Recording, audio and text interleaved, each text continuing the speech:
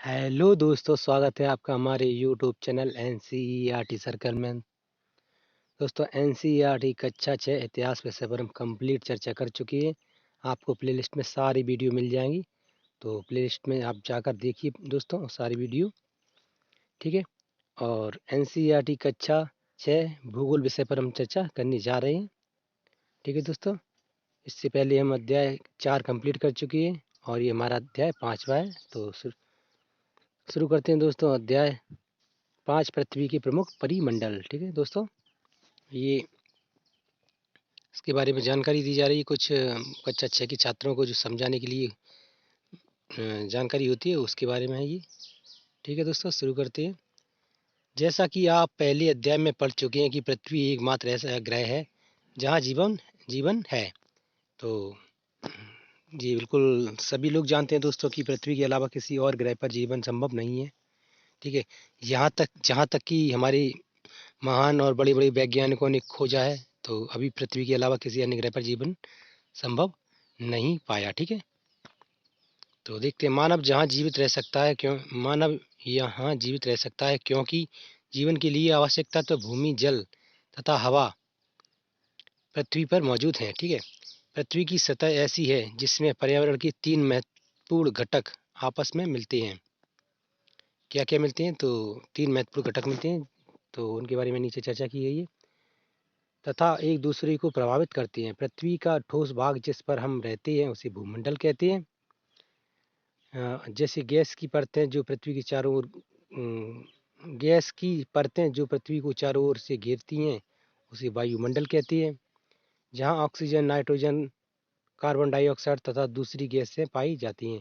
पृथ्वी के बहुत बड़े भाग पर जल पाया जाता है जिसे जलमंडल कहा जाता है। ठीक है दोस्तों। तो मानव के जीवन के लिए जो महत्वपूर्ण भाग है पृथ्वी पर, जो महत्वपूर्ण हिस्से हैं, जो महत्वपूर्ण मंडल हैं, मतलब क्षेत्र हैं, इसे कह सकते हैं, जिनके बिना मानव का जीवन संभव नहीं है, तो उनके बारे में चर्चा की गई है। तो कह रहे हैं कि जिस पर इंसान रहता है, जो ठोस भाग है यानी कि जमीन, धरा, भूमि है ना, उसको भूमंडल कहते हैं। ठीक है। और उस पृथ्वी के थोड़ा आसपास जो पृथ्वी को चारों तरफ से घिरे हुए हैं, ठीक है, यानी कि वायुमंडल, जिसमें अन्य तरह की गैसें हैं, जिनके नाम जिनमें जो गैसों में प्रमुख गैसें हैं ऑक्सीजन, नाइट्रोजन, कार्बन डाइऑक्साइड जो पेड़ पौधों के लिए ज़रूरी है। ठीक है। और अन्य गैसें। ठीक है दोस्तों। तो वो हो गया।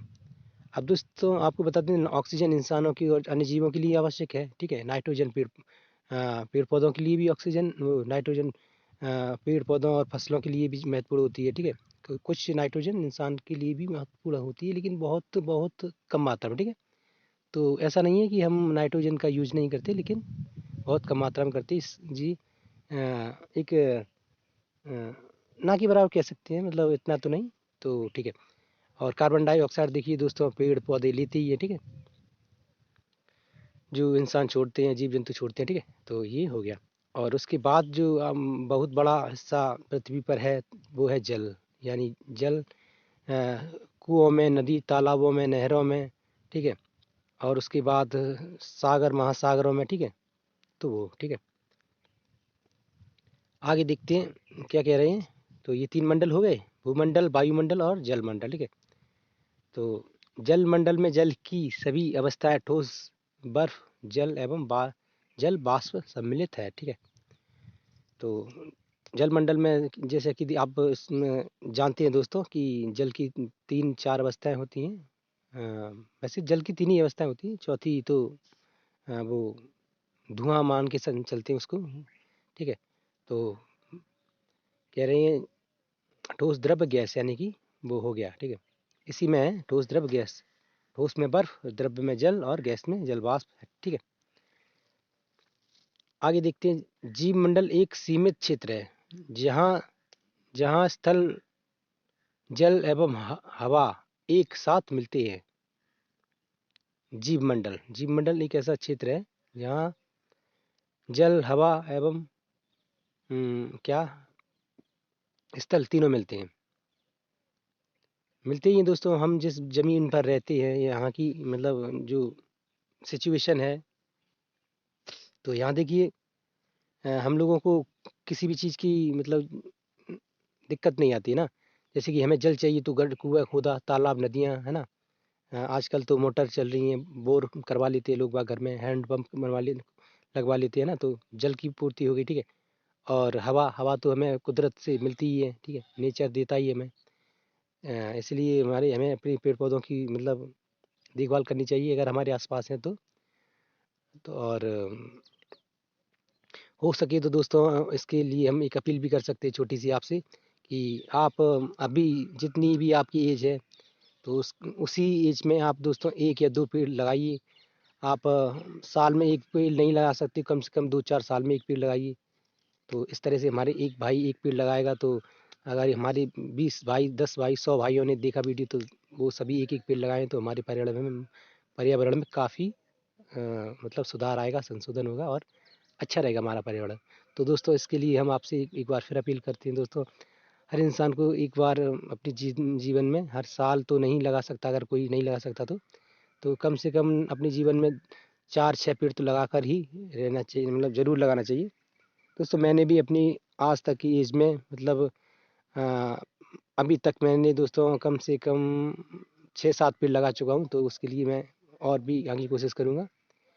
तो दोस्तों ये छोटी सी अपील थी, ठीक है। आगे क्या कह रहे हैं कि जल का हो गया तो जल भी मिल जाता है, हवा देता है ये हमें कुदरत, है ना? और उसके बाद स्थल स्थल पर हम रहते ही है अपने अपने हिसाब से दोस्तों, जहाँ हम रहते हैं उसके आसपास के क्षेत्र को व्यवस्थित कर लेते हैं और वहाँ रहते हैं आप आराम से। खेतों में घर बना प्लॉटिंग होने लगी है, देखिए दोस्तों हर जगह कहीं ना कहीं देखिए पेड़ पौधों को भी नुकसान पहुंचा देते हैं लोग बाग और प्लॉटिंग कर देते हैं। ऐसा भी तो हो सकता है दोस्तों कि बिना पेड़ पौधों के काटे हुए भी प्लॉटिंग की जा सकती है ना। ये दोस्तों कौन बताए कि कैसे समझाएं दोस्त लोगों को।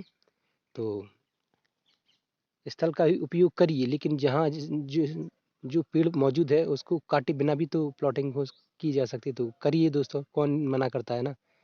तो दोस्तों अगर आप किसी के नज़दीक हैं और उसको समझाने की कोशिश कर सकते हैं तो दोस्तों ये भी एक अपील है कि अगर कहीं प्लॉटिंग हो रही है वहाँ की जो पेड़ पौधे हैं उन्हें हानि ना पहुँचाए बिना भी मतलब दोस्तों आप कोशिश की बराबर जितनी हो सके कोशिश करिए कि पेड़ पौधे ना काटे जाएं। ये हमारी दोस्तों आपसे 2 अपीलें हैं, आप इनको अधिक से अधिक शेयर करिए और फैलाइए ताकि लोगों को कुछ तो मतलब समझ में आए ना।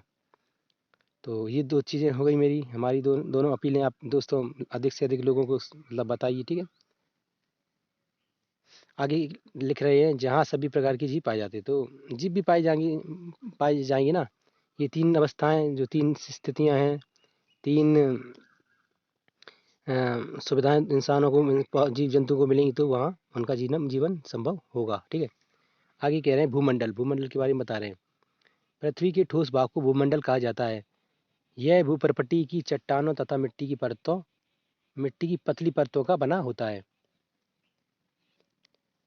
जिसमें जीवों के लिए पोषक तत्व पाए जाते हैं। तो जीवों के लिए पोषक तत्व पाए जाते हैं किसमें कि जो भूपर्पटी है। भूपर्पटी मिट्टी की अलग अलग प्रकार की मिट्टियों की परतों से बना होता है, ठीक है। और ये परतों में अलग अलग परतें होती हैं, अलग अलग प्रकार की मिट्टियाँ होती हैं, तो उनमें अलग अलग प्रकार के पोषक तत्व पाए जाते हैं, ठीक है। तो उनसे जो भी फसल इंसान बोता है तो फसल अपने हिसाब से वो खनिज तत्वों को ग्रहण कर और फसल बढ़ती है, उसके बाद वो इंसान उसका फसल का उपयोग करता है, ठीक है। ये सब नॉर्मल प्रक्रिया है दोस्तों, लेकिन बहुत धीमी गति से होती है। तो ये जान नहीं पड़ता कि कैसे कब क्या हो गया, है ना। देखिए कुछ ही महीनों में कोई एक फसल पक तैयार हो जाती है ना। तो और उससे इंसानों को कितना लाभ होता है, तो ये बात ध्यान रखने योग्य है, ठीक है। आगे देखते हैं। पृथ्वी की सतह को 2 प्रमुख भागों में बांटा जा सकता है। बड़े स्थलीय भूखंडों को महाद्वीपों के नाम से जाना जाता है। क्या कह रहे हैं? पृथ्वी को 2 बड़े भागों में बांटा जा सकता है, जिसमें बड़े स्थलीय भूखंडों को महाद्वीपों के नाम से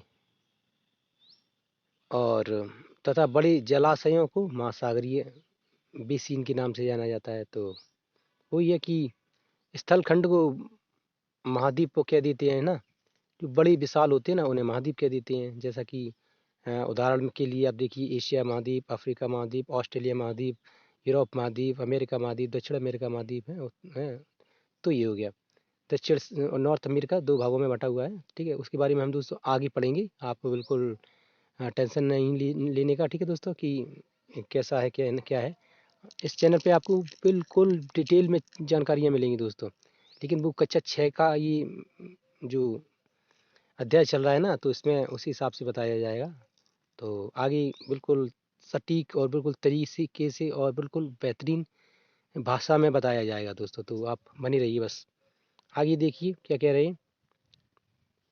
महासागरीय वो बड़े बड़े समंदर होते हैं, बड़े बड़े जो जलाशय, जलाशय तो नहीं कह सकते, जो जिनमें नदियां जाकर मिलती हैं वो समंदर, महासागर, सागर महासागर होते हैं ना, तो उनको सागरीय बेसिन कहते हैं।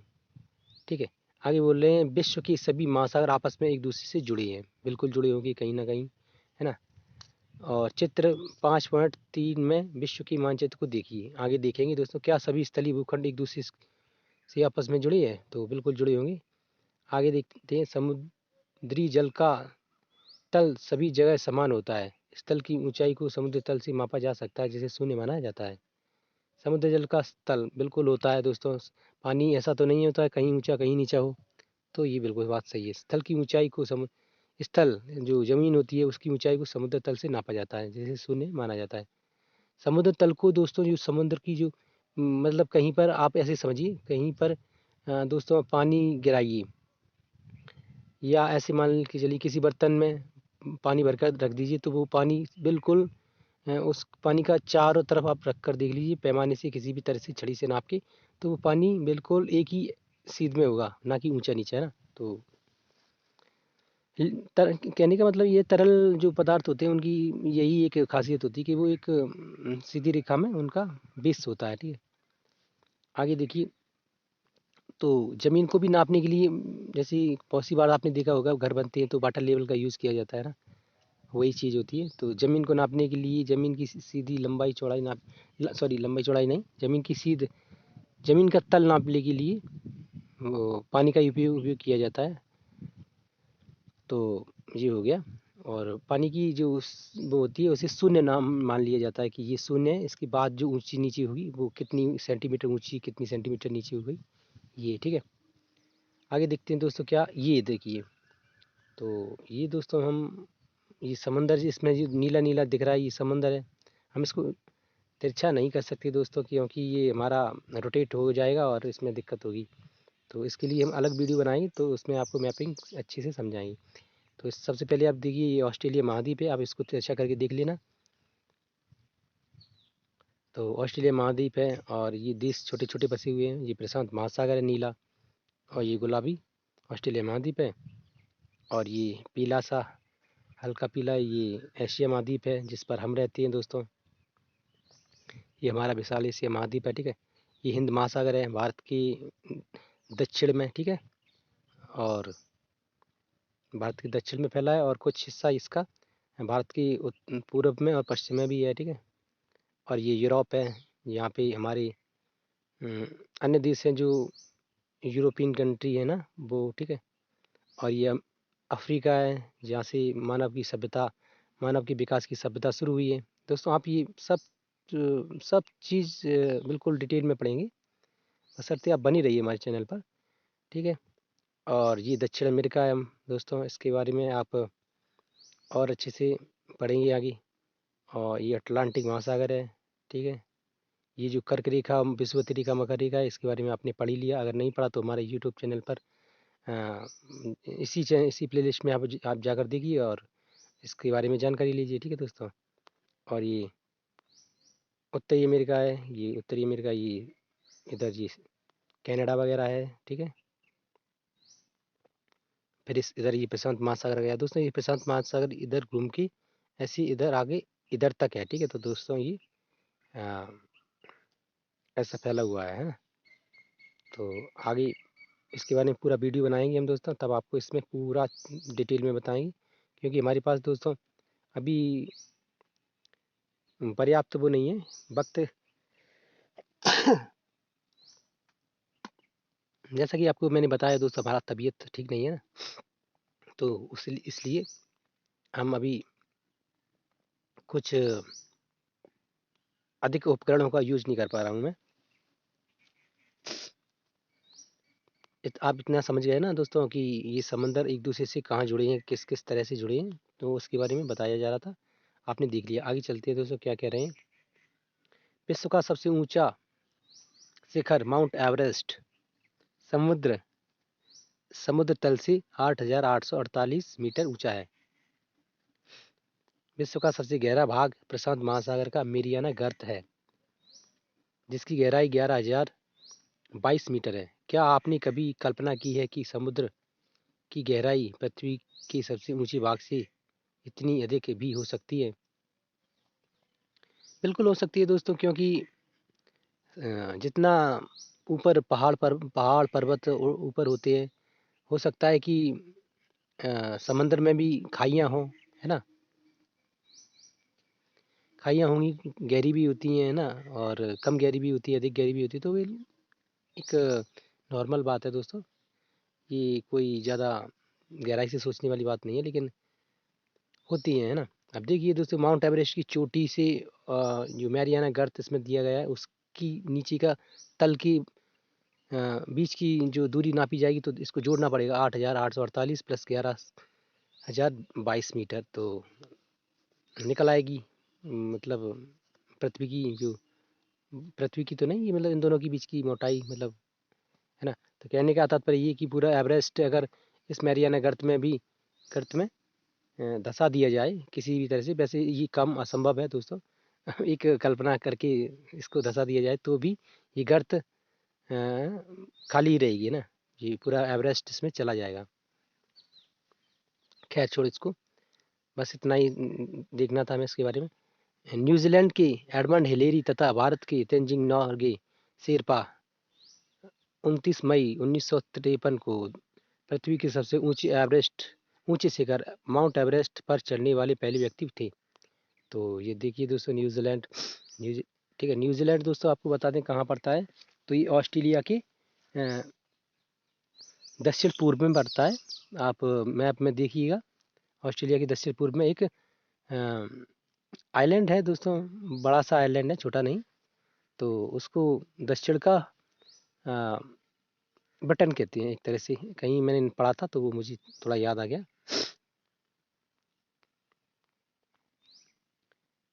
आगे देखते हैं। और ये भारत के दोनों पहले वो बने थे, कब चढ़े थे दोस्तों, तो ये याद कर ले आप, इसकी शॉट भी ले सकते हैं, आप इसको लिख भी सकते हैं कहीं, ठीक है। आगे देखते हैं। जापान की जुंको ताबेई विश्व की पहली महिला थी जिन्होंने 16 मई 1975 को एवरेस्ट पर कदम रखा, ठीक है। जुंको ताबेई जो जापान की थी, ठीक है दोस्तों। और आगे कह रहे हैं कि बछेंद्री पाल, यहाँ बचेंद्री लिखा है, शायद उनका बचेंद्री नाम हो, क्योंकि एनसीईआरटी में जो लिखा होता है बिल्कुल सही रहता है। बछेंद्री कहीं कहीं मैंने पढ़ा है, आपने भी पढ़ा होगा, लेकिन यहाँ बचेंद्री लिखा है। तो देखिए दोस्तों, मैं एनसीईआरटी को बिल्कुल सही मानता हूँ। अब मिस्टेक हो गई हो तो एक अलग बात है, ठीक है। बचेंद्री पाल भारत की पहली महिला जिसने 23 मई 1984 को एवरेस्ट पर अपना कदम रखा। तो ये 3 घटनाएं आप इनको याद कर सकते हैं दोस्तों, स्क्रीनशॉट लेकर याद करिए, या फिर ऐसे भी लिख सकते हैं कहीं, ठीक है। अब देखिए महाद्वीप।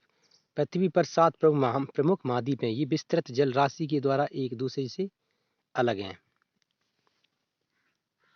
तो महाद्वीप दोस्तों पृथ्वी पर 3 हैं, वो सॉरी सॉरी 7 महाद्वीप हैं, और ये एक दूसरे से जल के द्वारा मतलब विभाजित हो चुके हैं, मतलब अलग अलग बटे हुए हैं। तो कौन से हैं? एशिया, यूरोप, अफ्रीका, उत्तरी अमेरिका और दक्षिणी अमेरिका, और ये ऑस्ट्रेलिया। आखिरी में ये अंटार्कटिका है। तो आप लोगों ने देख ही लिया ये दोस्तों, ये ऊपर मैप में दिखाया गया था। अंटार्कटिका दी ये दोस्तों, ये बिल्कुल ये है, बिल्कुल बर्फ से ढका हुआ है। और ये एशिया, अफ्रीका, यूरोप, उत्तरी अमेरिका, दक्षिणी अमेरिका, ये ऑस्ट्रेलिया, ठीक है दोस्तों, ये हो चुकी है। 2 2 4 2 6 2 1 7, ठीक है। तो ये 7 महाद्वीप हैं दोस्तों। आगे इसमें लिख रहे हैं कि वही चित्र 5.1 के बारे में बता रहे हैं। इसके मानचित्र को देखिए, ध्यान से देख लिया हमने। तो क्या कह रहे हैं कि स्थल का बहुत बड़ा भाग उत्तरी गोलार्ध में पाया जाता है। ठीक है, ये उत्तरी गोलार्ध में ही पाया जाता है बहुत बड़ा गोल भाग, ठीक है। तो ये बता रहे हैं, इसके बारे में बता रहे हैं कि उत्तरी गोलार्ध में क्यों पाया जाता है। तो दोस्तों ये विषुवतीय वृत्त है ना, जो ये विषुवतीय वृत्त लाइन जो पृथ्वी को 2 बराबर भागों में बाँटती है। तो अगर इसको देखा जाए, इस पर ध्यान देकर देखा जाए, तो ये पृथ्वी का बहुत बड़ा हिस्सा उत्तर में पाया जाता है। यानी कि आपने मैप में देखा था वो ग्लोब के बारे में मैंने बताया था दोस्तों। तो अधिक से अधिक जनसंख्या पृथ्वी के उत्तरी गोलार्ध में रहती हैं, ठीक है। तो उत्तरी गोलार्ध में देखिए विषुवतीय रेखा ने ये अलग कर दिया, तो पूरा तो उत्तरी अमेरिका उत्तरी गोलार्ध में आया हुआ है ना, और दक्षिणी अमेरिका का भी कुछ हिस्सा उत्तरी गोलार्ध में आया, और ये अफ्रीका का बहुत बड़ा हिस्सा उत्तरी गोलार्ध में, पूरा यूरोप उत्तरी गोलार्ध में, और हमारा ये अ, जिस पर हम रहते हैं, जिस महाद्वीप पर, एशिया महाद्वीप, ये पूरा लगभग लगभग पूरा ही उत्तरी गोलार्ध में है। ये ऑस्ट्रेलिया दक्षिणी गोलार्ध में है। तो और ये अंटार्कटिका है, ये दक्षिणी गोलार्ध में है, ठीक है दोस्तों। तो ये बहुत ही महत्वपूर्ण जानकारियाँ हैं दोस्तों, आप इसको एक नोट बनाकर लिख सकते हैं कि कौन कौन से महाद्वीप का कितना हिस्सा उत्तरी गोलार्ध में है, और बाकी कौन कौन सी महाद्वीप पूरी तरह से दक्षिणी गोलार्ध में है, ठीक है। इस पर एक वीडियो कंप्लीट बनाऊंगा मैं, आपको मिलेगा हमारी प्लेलिस्ट में, ठीक है दोस्तों, और कुछ महत्वपूर्ण जानकारियों के साथ, ठीक है। आगे देखते हैं क्या कह रहे हैं। एशिया विश्व का सबसे बड़ा महाद्वीप है। यह पृथ्वी के कुल क्षेत्रफल के 1/3 भाग में फैला है, पृथ्वी के कुल 1/3 हिस्से में। तो यह महाद्वीप पूर्वी गोलार्ध में स्थित है।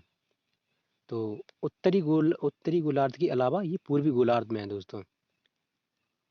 यानी कहने का मतलब उत्तर पूर्वी गोलार्ध में स्थित है। वैसे देखा जाए तो ये 2 बराबर भागों में बांटने के बाद उत्तरी गोलार्ध में आता है, और उत्तरी गोलार्ध में भी अगर देखा जाए तो पूर्वी गोलार्ध में आता है।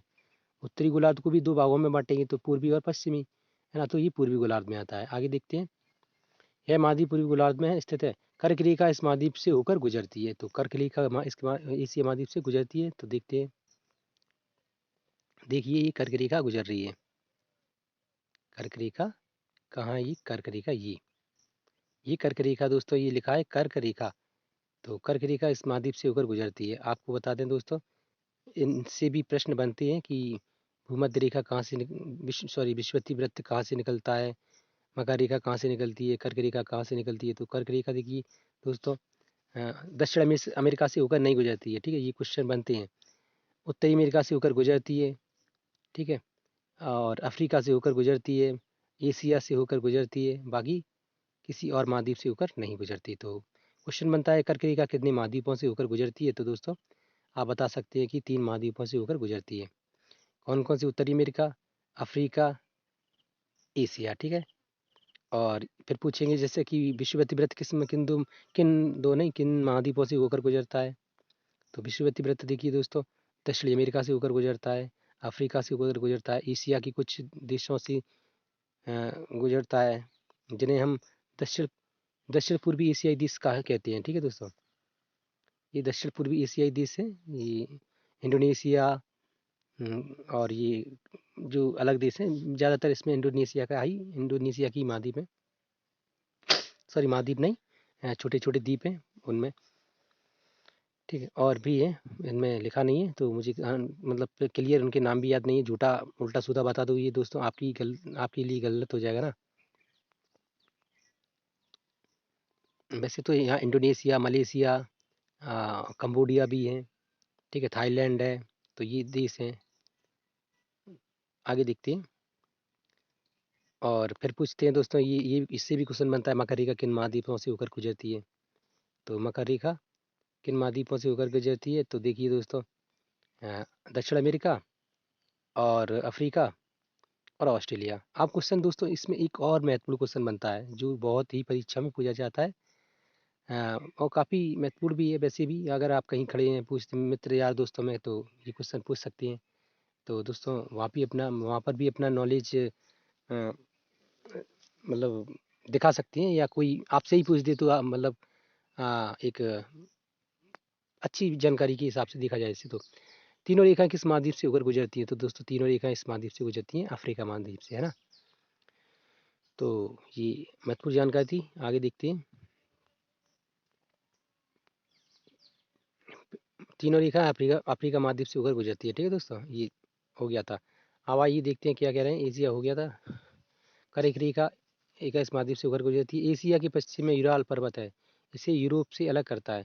तो दोस्तों कह रहे हैं कि एशिया के पश्चिम में यूराल पर्वत है ना, जो यूराल एशिया के पश्चिम में, तो वो यूरोप से अलग करता है दोस्तों। कि कौन सा पर्वत एशिया को यूरोप से अलग करता है, यानी किस पर्वत की सहायता से यूरोप एशिया से जुड़ा है, यानी या फिर एशिया किस पर्वत की अ, वजह मतलब सहायता से, या किस पर्वत की स्थान पर यूरोप से जुड़ा है।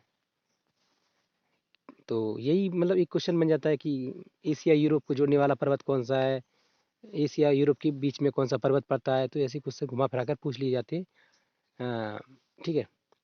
तो कह रहे हैं कि यूराल पर्वत, ठीक है दोस्तों। आप एक बार फिर से मतलब 2-3 बार दोहराइए तो आपको याद हो जाएगा, कहीं ज़्यादा दिमाग लड़ाने की ज़रूरत नहीं है, ठीक है। आगे बोलते हैं क्या लिखा हुआ है।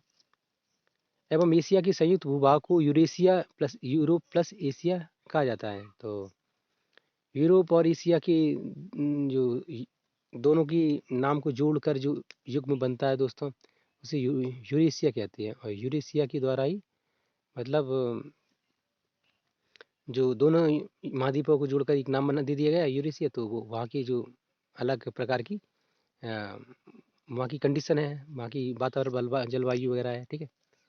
आगे कह रहे हैं यूरोप एशिया से बहुत छोटा है। यूरोप बोल रहे हैं यूरोप एशिया से बहुत छोटा है। यह महाद्वीप एशिया के पश्चिम में स्थित है।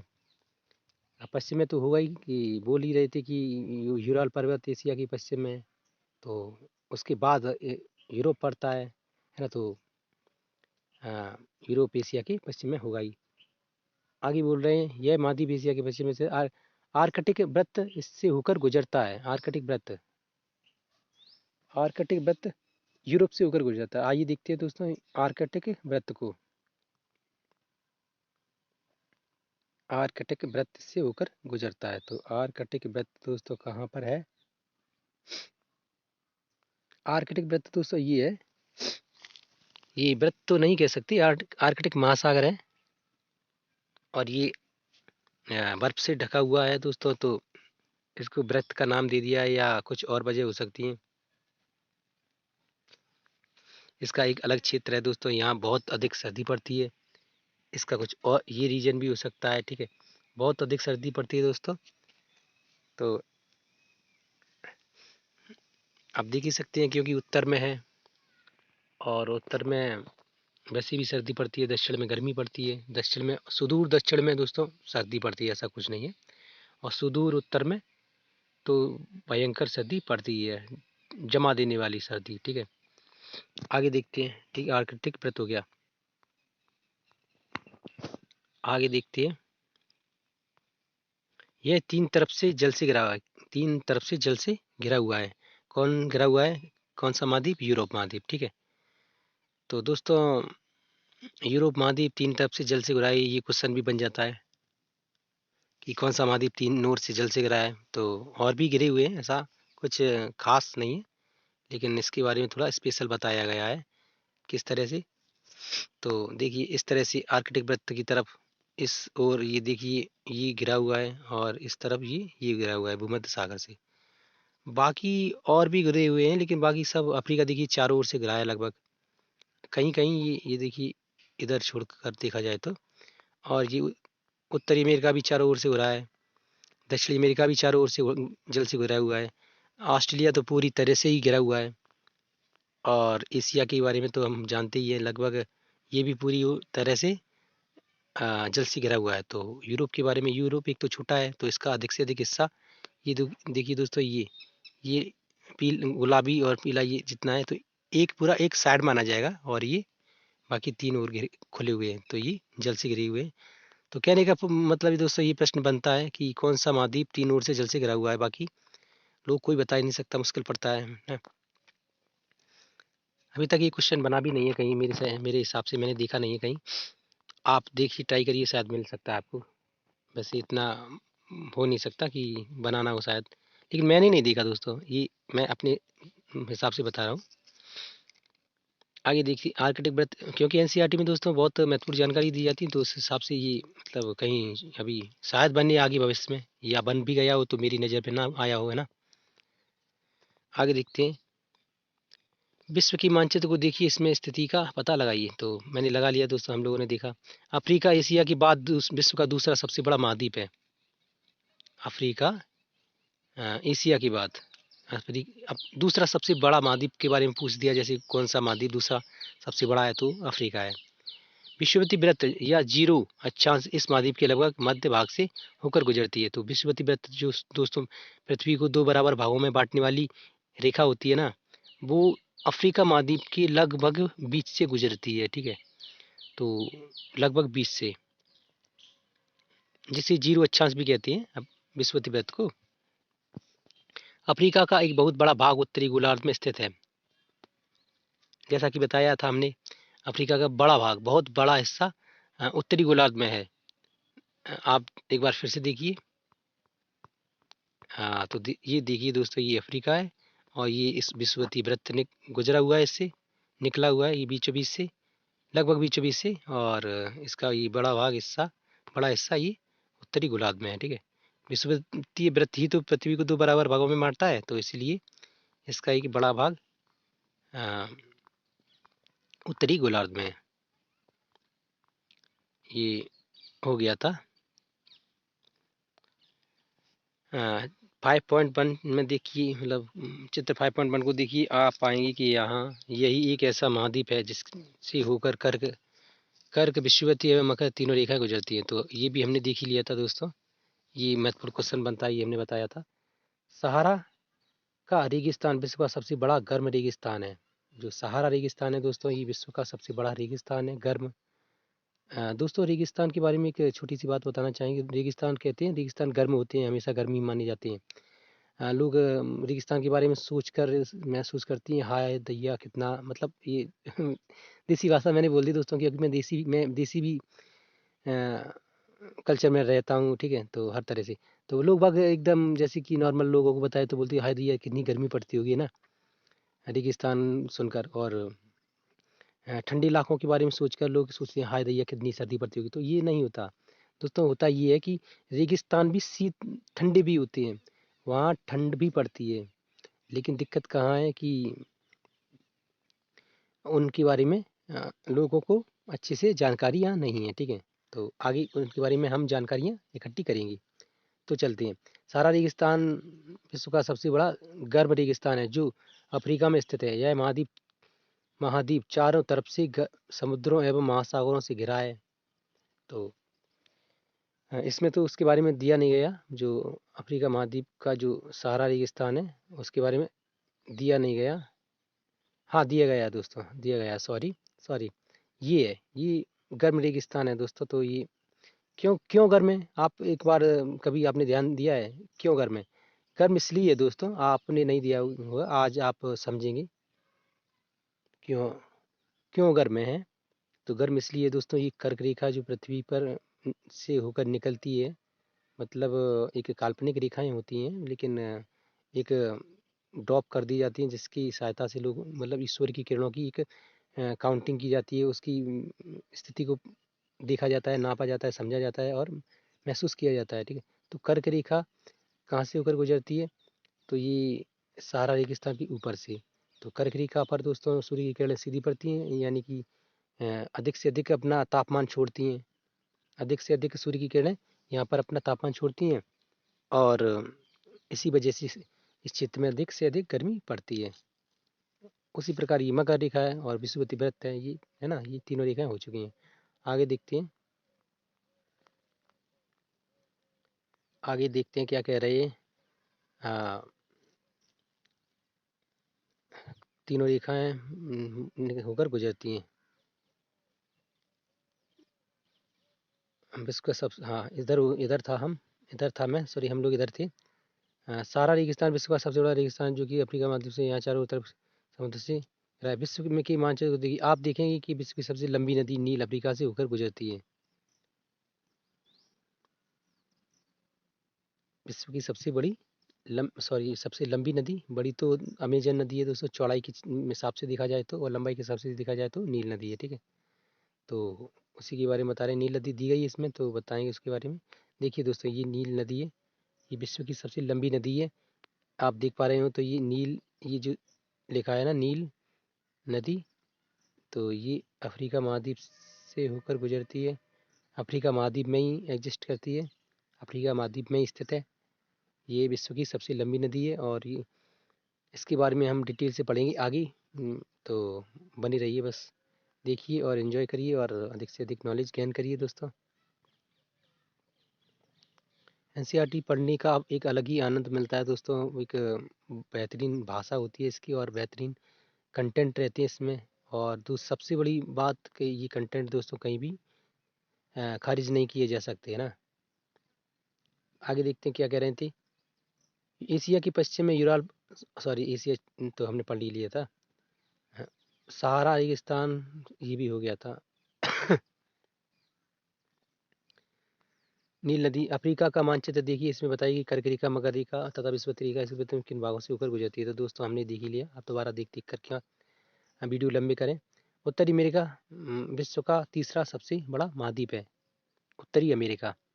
उत्तरी अमेरिका दोस्तों बता रहे हैं जी, जो कि अमेरिका महाद्वीप का एक पार्ट होता है, पार्ट माना जाता है।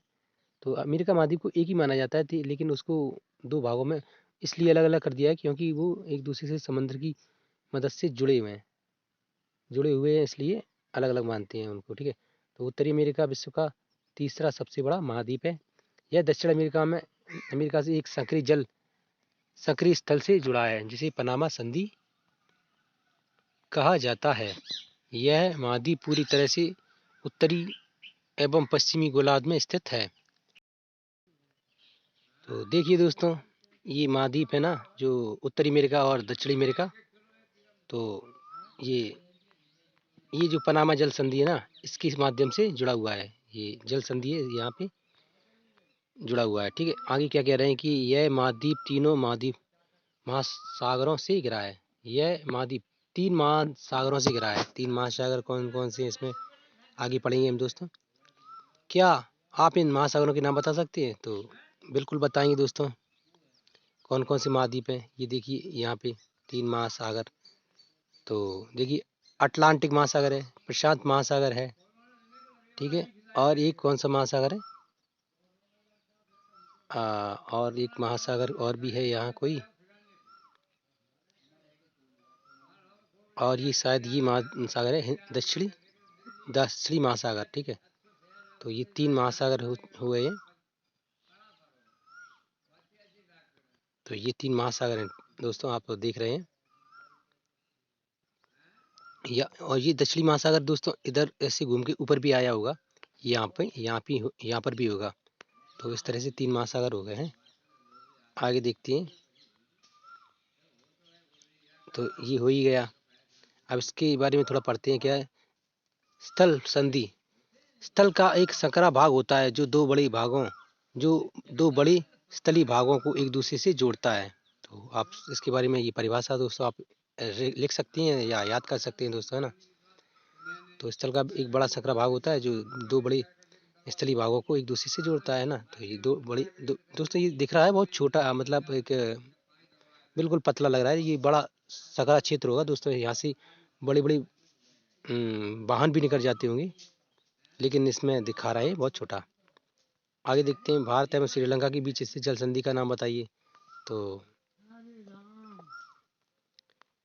आगे इसके बारे में पढ़ेंगे दोस्तों। क्या कह रहे हैं, जल संधि पानी का सकरा भाग होता है जो दो बड़ी जल राशि जैसी समुद्रों तथा महासागरों को एक दूसरे से जोड़ता है। तो संधियां दो तरह की होती हैं, जल संधि और स्थल संधि।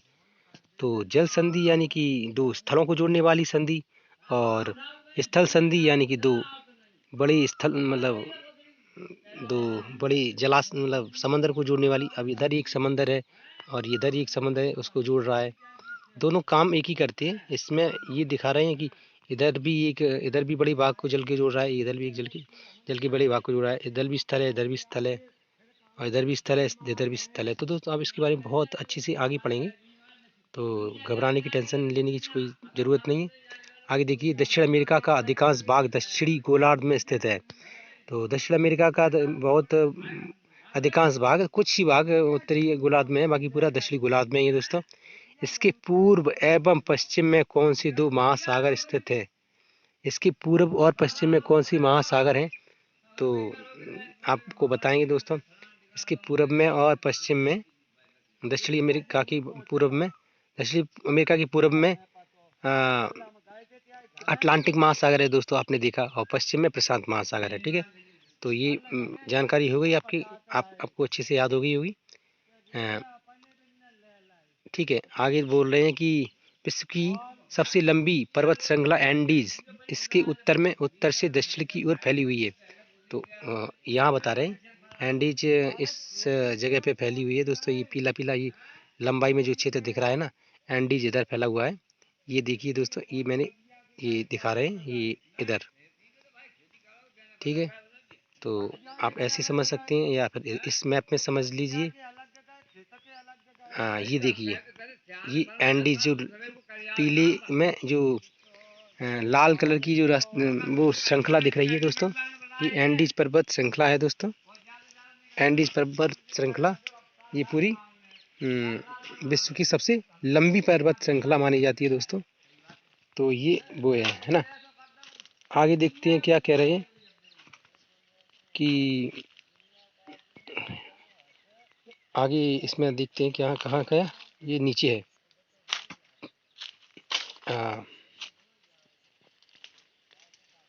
चित्र 5.1 में देख लिया हमने दोस्तों।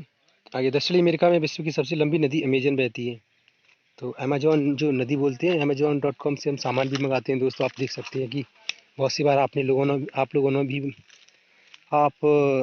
मेरे भाई बंधुओं ने भी मंगाया होगा। तो वो उसी के बारे में बता रहे हैं कि अमेजोन से कुछ भी खरीद सकते हैं। इसीलिए कोई विशाल चीज़ का नाम विशाल नदी पर्वत से लेकर लिया जाता, मतलब बनाया जाता है, ताकि लोगों को अच्छे से याद हो ना। तो वही है। आगे देखते हैं कि ऑस्ट्रेलिया के बारे में पढ़ते हैं। ऑस्ट्रेलिया की दोस्तों, ये महाद्वीपों के बारे में बिल्कुल सामान्य जानकारी है। आपको बेसिक और महत्वपूर्ण जानकारियाँ मिलेंगी बिल्कुल आगे चल के, है ना। ये शुरुआत में बता रहे हैं, अगले लेक्चर में और अधिक जानकारी मिलेंगी। कक्षा 7 की एनसीईआरटी में आपको और अच्छे से मिलेगी, 8वीं में और 9वीं में 10वीं में, ऐसे बढ़ता जाएगा नॉलेज, है ना। अब कक्षा 6 के छात्र को कितना नॉलेज दिया जाए कि वो स्टोर कर सके अपने दिमाग में ना, और उसकी सिलेबस में इतना अधिक भर दिया जाएगा कि वो एग्जाम में लिख ही ना पाए, कुछ समझ ही ना पाए, तो गलत होगा ना उसके साथ। तो इस तरह से बताया जाता है कि वो एक बेस से पढ़ना शुरू करिए ना। तो आगे बढ़ते हैं, ये क्या लिख रहे हैं। ऑस्ट्रेलिया विश्व का सबसे छोटा महाद्वीप है। अब बच्चों को एनसीईआरटी पढ़ने के बाद ये चीज़ें जल्दी याद हो जाती हैं, कौन सा छोटा, कौन सा बड़ा, कौन सा लंबा, कौन सा, है ना, मतलब सकरा, ये सब। तो आगे देखते हैं, जो कि पूरी तरह से दक्षिणी गोलार्ध में स्थित है। ऑस्ट्रेलिया पूरी तरह से दक्षिणी गोलार्ध में स्थित है दोस्तों। आप ये देखिए, दक्षिणी गोलार्ध में है ना, ये विषुवतीय वृत्त की, ये जो विषुवतीय वृत्त रेखा है ना, इसके बाद ये देखिए इधर, ये पूरी तरह से दक्षिणी गोलार्ध में है। और दक्षिणी गोलार्ध में भी अगर देखा जाए तो वो मतलब पूर्व में मान सकते हैं, लेकिन पूर्व की यहाँ स्थिति बताई नहीं गई है, इसलिए हम दक्षिणी गोलार्ध ही कहेंगे, क्योंकि हमें और अपनी ओर से कोई फालतू का कॉमन सेंस नहीं लगाना है ना। आगे देखते हैं, पूरी तरह से दक्षिणी गोलार्ध में स्थित है। यह चारों तरफ से महाद्वीप, महासागरों एवं समुद्रों से घिरा है। इसे द्वीपीय महाद्वीप भी कहा जाता है। द्वीपीय महाद्वीप क्योंकि ये एक इस पे काफ़ी द्वीप बने हुए हैं, छोटे छोटे, इसके आसपास और भी द्वीप हैं, और इसके उपद्वीप भी हैं, जो इससे वो मिलकर इसका एक पूरा रूप लेते हैं। तो इसे द्वीपीय महाद्वीप कहा जाता है। ठीक है, और आगे बोल रहे हैं, अंटार्कटिका एक बहुत बड़ा महाद्वीप है। अंटार्कटिका एक बहुत बड़ा महाद्वीप है, जो कि दक्षिणी गोलार्ध में स्थित है। तो दक्षिणी गोलार्ध में तो दोस्तों वही है कि अंटार्कटिका महाद्वीप की स्थिति इधर बताई भी गई थी, हमने देखा भी था। तो ये देखिए दोस्तों अंटार्कटिका महाद्वीप, ये जो बर्फ से ढका हुआ है पूरा। तो दोस्तों आपको एक बात और भी बताएं कि इन महाद्वीपों पर कोई रहता नहीं है, सिर्फ कुछ विशेष प्रकार के प्राणी और कुछ जीव जंतु जो रहते हैं, जो उस माहौल में रह सकते हैं वो, और कुछ हमारी वैज्ञानिक जो अ, कुछ महत्वपूर्ण चीज़ों के बारे में खोज करते हैं, है ना, कोई बड़ी बड़ी प्रयोगशालाएं लगाते हैं, है ना। तो इन पर रहने के लिए भी अलग अलग देशों से अलग अलग प्रकार के मतलब विषयों की जानकार बड़ी बड़ी वैज्ञानिक आते हैं और वो इन पर रिसर्च करते हैं। हर देश का लगभग एक प्रयोगशाला यहाँ पर होगा, मिलेगा, है ना। हर देश का नहीं, जो इसमें मतलब वैज्ञानिक कार्यों में लगी हुई है वो, और जिनको वैज्ञानिक एक संगठन मान्यता भी देते हैं वो, है ना। तो ये हो ही गया दोस्तों, ठीक है। तो ये इसके बारे में पढ़ लिया हमने, आगे देखते हैं, ठीक है। ये क्या कह रहे हैं, दक्षिणी ध्रुव पर स्थित इस उपमहाद्वीप इस महाद्वीप के मध्य में स्थित है। सॉरी, क्या कह रहे हैं, दक्षिणी ध्रुव इस महाद्वीप के मध्य में स्थित है। तो वही बात है, बोला था कि दक्षिणी महाद्वीप जो दक्षिणी ध्रुव है ना, वो इस महाद्वीप के केंद्र में है, बीचों बीच में है। यानी कि जो दक्षिणी ध्रुव है उसी को एक तरह से कह सकते हैं, उसी पर के आसपास जो बर्फ जमी हुई है, तो बर्फ का एक बड़ा भूखंड है, बहुत विशाल भूखंड है, उसको अंटार्कटिक महाद्वीप का नाम दे दिया गया है ना। आगे बोल रहे हैं, चूंकि यह दक्षिण ध्रुव क्षेत्र में स्थित है, इसलिए यह हमेशा मोटी बर्फ की परतों से ढका रहता है, ये बता ही दिया, है ना। यहाँ किसी भी प्रकार का स्थायी मानव निवास नहीं है, ठीक है। तो यहाँ कोई मानव नहीं रहता। बहुत से देशों की शोध केंद्र यहाँ स्थित हैं, तो ये बता ही दिया दोस्तों। भारत के भी शोध संस्थाएं यहाँ हैं। बोल रहे हैं कि भारत ने भी यहाँ अपना शोध संस्थाएं खोली हुई हैं और वो अपना रिसर्च कार्य करते रहते हैं। तो इनके नाम है मैत्री तथा दक्षिण गंगोत्री। तो मैत्री नाम की एक बड़ी प्रयोगशाला है और दक्षिणी गंगोत्री नाम की एक बहुत बड़ी प्रयोगशाला है, जहाँ पर हमारे भारत की महान वैज्ञानिक वहाँ पर रिसर्च कार्य करते हैं दोस्तों, ठीक है। कहाँ पर, तो अंटार्कटिक महाद्वीप पर, जो कि कहाँ है, दक्षिणी गोलार्ध में है। और बिल्कुल सही जानकारी दी जाए तो दक्षिण ध्रुव की अंटार्कटिक महाद्वीप पर, ठीक है। तो ये हो गया जल मंडल के बारे में। ये स्थल मंडल पढ़ा हमने दोस्तों, ये सब स्थल मंडल के अंतर्गत पढ़ा है हमने अभी तक। अब जल मंडल के बारे में पढ़ते हैं। तो जल मंडल पृथ्वी को नीला ग्रह कहा जाता है। जल मंडल के बारे में पढ़ रहे हैं। पृथ्वी को नीला ग्रह कहा जाता है।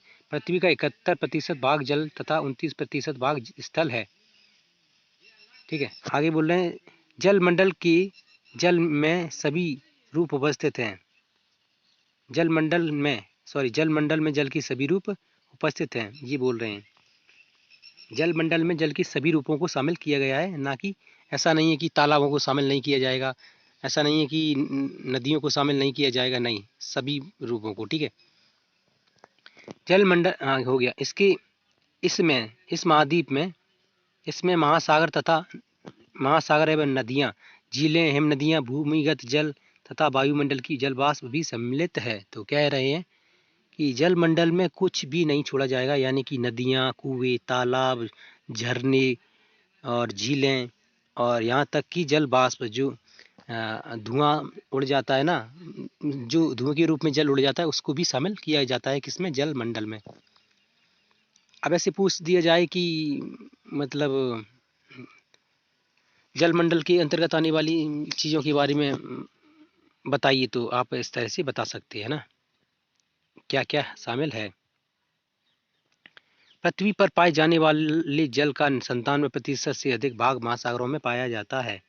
तो देखिए दोस्तों, ये महत्वपूर्ण जानकारी है, आप समझ सकते हैं कि 97% जल तो केवल महासागरों में है। इंसान आज तक जितने जल का उपयोग करता आ रहा है पृथ्वी पर जल का, वो मात्र 3% ही था और अभी भी 3% से कुछ कम है। तो ये बात बहुत सुनने में अचरज लगता है, लेकिन एनसीईआरटी जब किसी चीज़ को लिख देना तो वो दोस्तों बिल्कुल सही मानी जाती है। एवं वह इतना अधिक खारा होता है कि मानव के उपयोग में नहीं आ सकता। तो बोल रहे हैं दोस्तों कि वो जो जल है ना, 97% जल जो पृथ्वी पर पाया जाता है, वो बहुत अधिक खारा होने की वजह से इंसान के उपयोग में नहीं लिया जा सकता। शेष जल का बहुत बड़ा भाग बर्फ की परतों एवं हिम नदियों तथा भूखंड भूमिगत जल के रूप में मानव पाया जाता है। तो देखिए वो दोस्तों, एक और बात कि 97% तो हो गया समंदर में जो कि खारा है जल, ठीक है। और उसके अलावा कुछ ये जो हिम नदी यानी आप देख सकते हैं कि जो बहुत अधिक बर्फीले इलाकों से निकलने वाली नदियाँ होती हैं, तो उन नदियों में जमा हुआ रहता है। तो वो जल, ठीक है, तो कम से कम नहीं तो आधा % तो होगा ही, है ना। एक एवरेज मान के चल रहे हैं आधा %, मैं तो ये अनुमान लगा रहा हूँ, ठीक है। तो 2.5% जल बचा।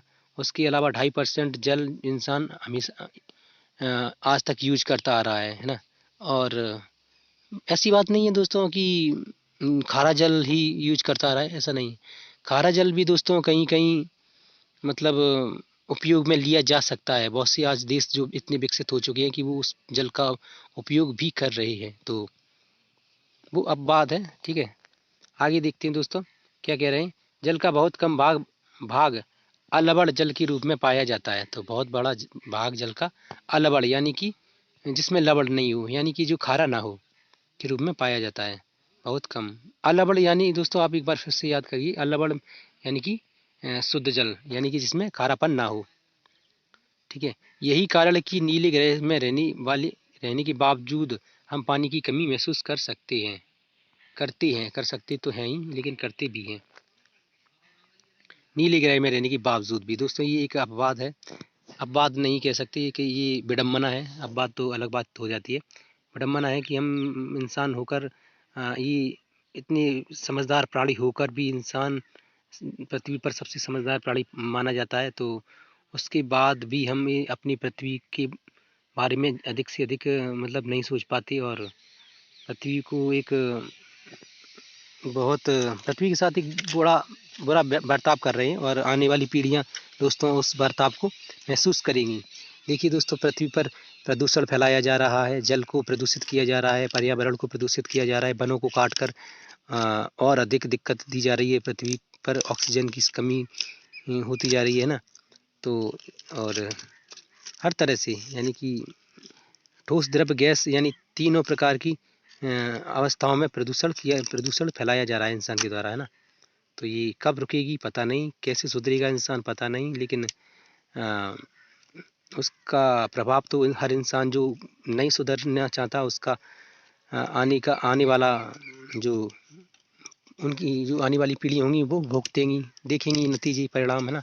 बीमारियों से ग्रसित होंगी, तब कुछ अलग टेक्नोलॉजी हो तो उनको बचा ली, वरना तो इंसान की लाइफ दिनों दिन घटती ही जा रही है। तो ये दोस्तों हो गया हमारा फालतू का लेक्चर दोस्तों, लेकिन इसमें काफ़ी महत्वपूर्ण जानकारी मैंने दी। लेकिन क्या करें दोस्तों, कभी कभी समस्याएं देखने के बाद अत्यधिक गंभीरता महसूस होती है, तो मैं बोल ही देता हूँ कुछ, भले ही 1-2 मिनट ज़्यादा हो जाए वीडियो में, कोई दिक्कत नहीं है दोस्तों। मैं भी बहुत संभल कर पानी यूज़ करता हूँ, तो बहुत ही संभल कर मतलब प्रदूषण ना हो ऐसा मतलब माहौल अपने आसपास बनाना चाहता हूँ, बनाता भी हूँ दोस्तों। मैं हो सकता है कम से कम बाइक यूज़ करता हूँ, मैं ना के बराबर बाइक यूज़ करता हूँ बिल्कुल, ठीक है। और पानी जितना ज़रूरत हो उतना ही नहाने में यूज़ करता हूँ, उतना ही कपड़े धोने में, उतना ही अन्य कार्यों में यूज़ करता हूँ दोस्तों। ये अब आप मैं ये मत बोल देना कहीं मजाक के रूप में कि पीते भी हो या नहीं। मैं पीता हूँ भर पे, मतलब जितनी आवश्यकता है उससे 1 गिलास ज़्यादा पीता हूँ, ठीक है। आगे देखिए, जोक सपाट दोस्तों। हाँ, महास ठीक है, महासागर। महासागर जलमंडल के बहुत मुख्य भाग हैं, ये आपस में एक दूसरे से जुड़े हैं। महासागरीय जल हमेशा गतिशील रहता है, तो गतिशील ही रहेगा दोस्तों पवन हवाओं के कारण, ठीक है। तरंगे, ज्वार भाटा तथा महासागरीय धाराएं महासागरीय जल की 3 प्रमुख गतियां हैं। तो महासागर की 3 गतियां कौन कौन सी हुई दोस्तों? कि तरंगे, ज्वार भाटा तथा महासागरीय धाराएं। तरंगे हो गई, तरंगे जो दोस्तों समंदर में लहरें उठती हैं, वो ज्वार भाटा जो एक 24 घंटे में आता है। कितनी बार आता है आप ये कमेंट में बता सकते हैं दोस्तों, ठीक है। 24 घंटे में आता है, ठीक है। आप आता कितनी बार है ये बताने के लिए आप कमेंट बॉक्स में बता सकते हैं, ठीक है। और महासागरीय धाराएं, महासागरीय जल की 3 प्रमुख गतियां हैं, ठीक है। बड़े से छोटे आकार की आधार पर क्रम से 5 महासागर प्रमुख हैं। महासागर महासागरों को दोस्तों इसमें बता दिया है कि इनकी आकार के आधार पर बांटा गया है कि इनका आकार किस तरह से है, मतलब पहले बड़ा, उससे छोटा, उससे छोटा, उससे छोटा, उससे छोटा है। ये प्रशांत महासागर ये सबसे बड़ा है। अटलांटिक महासागर ये उससे थोड़ा छोटा है। हिंद महासागर ये उससे भी थोड़ा छोटा है, किससे, अटलांटिक से। और दक्षिण महासागर ये थोड़ा और छोटा है, किससे, हिंद महासागर से। और आर्कटिक महासागर ये उससे भी छोटा है, किससे, दक्षिण महासागर से, ठीक है। तो ये दोस्तों मैंने बहुत अच्छी से आपको समझा दिया है। आप इसका स्क्रीनशॉट लें या आप इसको लिख लें, ठीक है। आगे देखते हैं, या कुछ छूटा है दोस्तों, ये छूटा है, मैं ये नहीं छोड़ना चाह रहा था, ये छूटा है दोस्तों, ये भी छूटा था। अलवर जल दोस्तों, अलवर जल 2.5, यानी मैंने बोला ही था दोस्तों 2.5% जल मैंने बताया था, ठीक है, वो बता रहे हैं। इसका स्क्रीनशॉट ले सकते हैं आप दोस्तों, ठीक है। 97% 97.5% जल महासागरों में माना जा रहा है। इसमें महासागर यानी वो लवड़ी, मतलब वो जल को भी देख लिया गया है जो बर्फ के रूप में जमा हुआ है, उसको भी देख लिया है। और ये इंसान के उपयोग किए जाने वाला जल है। आप इसका अच्छे से स्क्रीनशॉट लें और रख लें अपने पास, ठीक है दोस्तों। तो ये हो गया, और कुछ छूटा ऊपर, नहीं छूटना चाहिए दोस्तों, नहीं छूटा। ये छूटा, ये क्या है, देखिए दोस्तों, ये चौकोर आकृतियाँ बना दी गई हैं। तो एशिया महाद्वीप है, यूरोप है, अफ्रीका है, ऑस्ट्रेलिया है, आर्कटिक है, दक्षिण अमेरिका, उत्तरी अमेरिका। तो ये तुलना कर दी गई है महाद्वीपों की। खैर इसमें कोई ज़्यादा खास नहीं है, इसको मतलब इसको छोड़ देते हैं, ठीक है। आगे देखते हैं, यहाँ तक हो गया था। प्रशांत महासागर सबसे बड़ा महासागर है। प्रशांत महासागर सबसे बड़ा महासागर है। यह पृथ्वी के 1/3 भाग पर फैला है। पृथ्वी का सबसे गहरा भाग मैरियाना गर्त प्रशांत महासागर में ही स्थित है। तो दोस्तों जो मैरियाना गर्त बता रहे थे 11,022 मीटर जिसकी गहराई थी, तो वो मैरियाना गर्त है ना, तो वो कहाँ पर स्थित है, उसकी स्थिति प्रशांत महासागर में, ठीक है। तो ये हो गया। प्रशांत महासागर लगभग वृत्ताकार है। तो प्रशांत महासागर वृत्ताकार है, उसका आकार भी कभी पूछ लिया जाए जैसे किसी परीक्षा में, तो बता सकते वृत्ताकार। एशिया ऑस्ट्रेलिया तथा एशिया ऑस्ट्रेलिया उत्तर एवं दक्षिण अमेरिका इसकी चारों ओर स्थित है। चित्र 5.1 को फिर से देखिए, तो आप देखना चाहेंगे दोस्तों, तो मैं दिखा देता हूँ।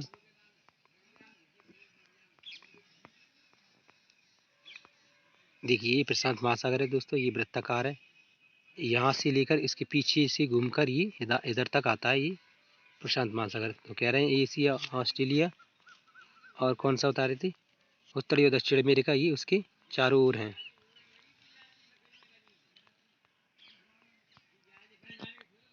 हाँ आगे क्या कह रहे थे, एशिया ऑस्ट्रेलिया उत्तरी अमेरिका और दक्षिण में इसके चारों ओर हैं, ठीक है।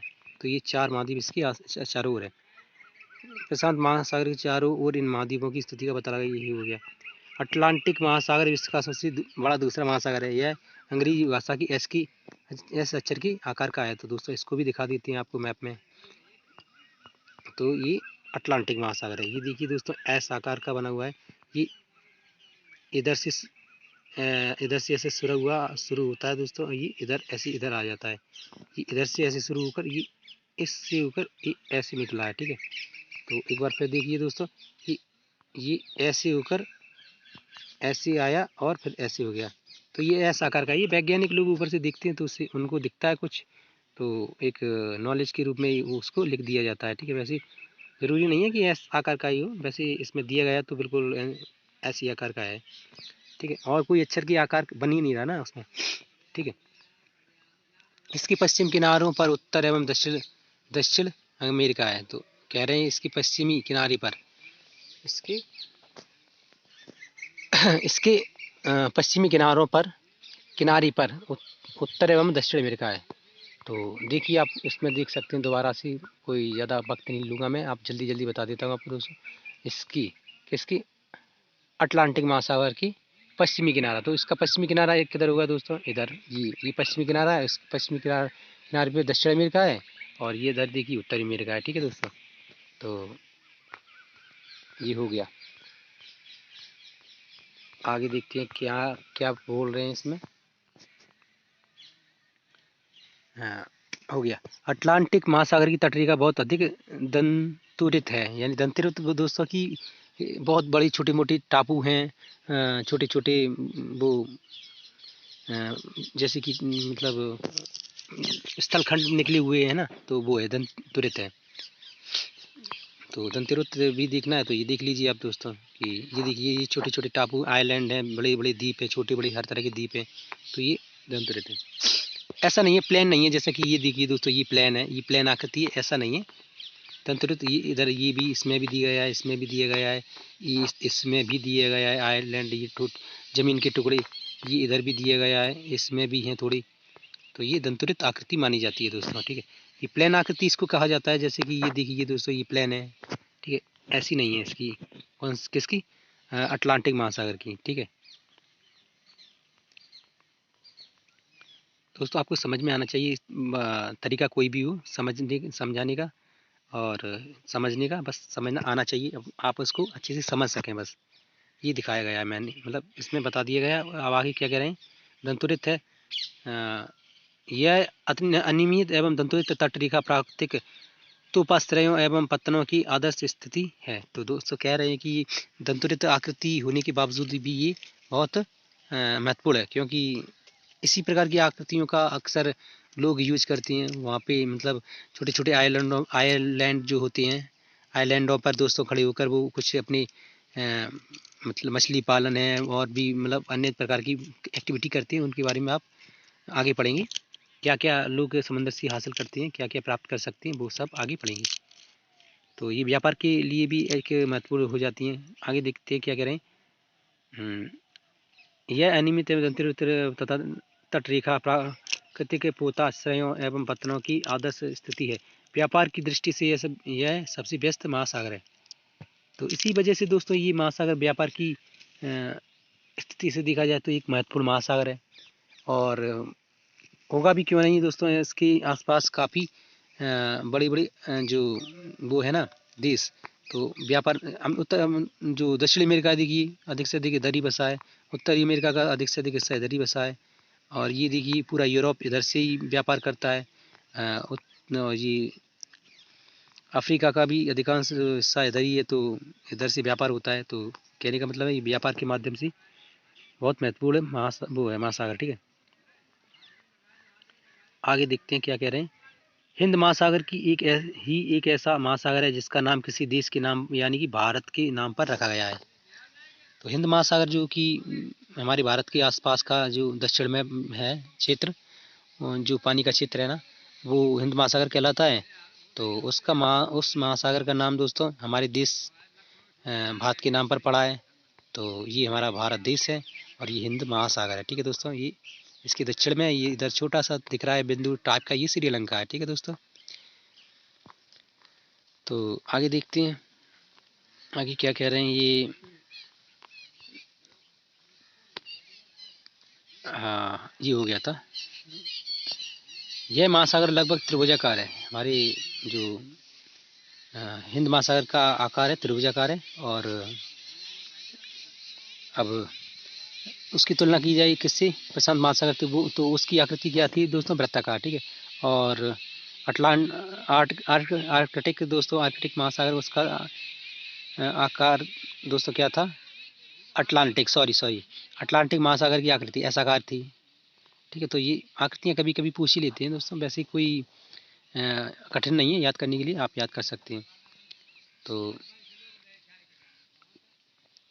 क्या हो गया यहाँ पे, हमने पढ़ा था क्या, त्रिभुजाकार है। इसके उत्तर में एशिया, पश्चिम में अफ्रीका तथा पूर्व में ऑस्ट्रेलिया स्थित है।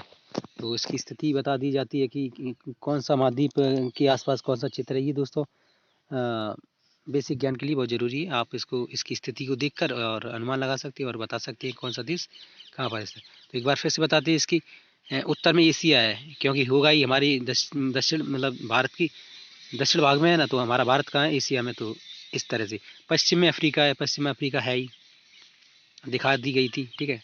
और पूर्व में ऑस्ट्रेलिया दिखी, दोस्तों एक बार फिर भी दिखा देते हैं हम, आपको कंफ्यूज ना हो। और कंफ्यूजन हमें दूर करना बिल्कुल ज़रूरी है हमारे लिए। आपको कंफ्यूजन हुई तो हमारा पढ़ाना बेकार है ना। उत्तर में एशिया, और ये पूर्व में ऑस्ट्रेलिया हो गया, और ये पश्चिम में अफ्रीका, ठीक है दोस्तों। आगे देखते हैं और क्या कह रहे हैं।